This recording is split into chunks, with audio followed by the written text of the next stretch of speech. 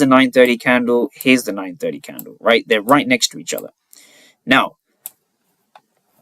what we can see, we see a red candle, right? We see a lot of aggressive sellers peeping outside the zone.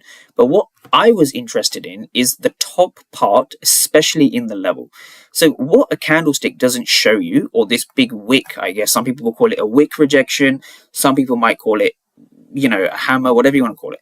What you need to really focus on is this, right? What you want to focus on is the delta inside of the candles. You want to focus on the delta inside of the candles.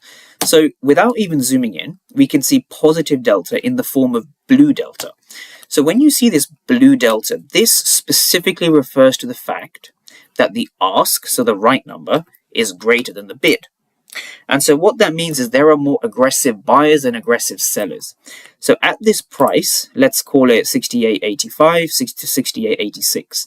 So within this region, 68.86 to 68.85, this region here, what's going on is this. What's going on here is we see a lot of aggressive buyers, but the market was unable to sustain higher prices. So what it shows you in this region is there is a passive seller sitting over here. Now, from an order flow perspective, it's very simple. This is what you're looking for. So once you tag into a key level, right? Once you tag into a key level, there's only one of two things you can see. You can either break above, right? Let's write that down. You can either break above or you can break below. Now, in this case, the first sort of, let's say 1-2 minutes, right? 9:30, 9:31, we break below the zone, right? We break below here, we break below here. Now, you can either break above with sellers, and this is where the order flow becomes important, right? Aggressive sellers.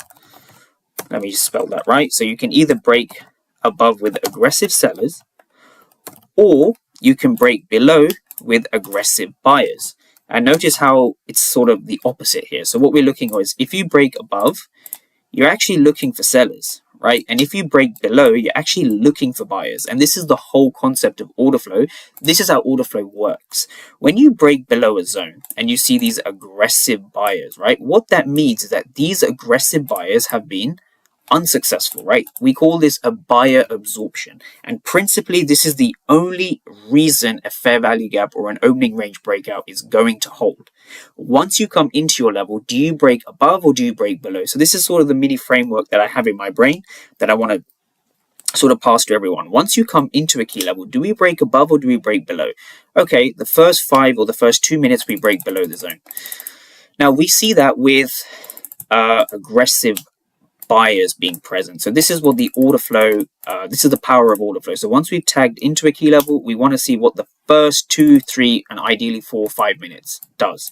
So 9:30, 9:31, 2, 3, 4, and then 5.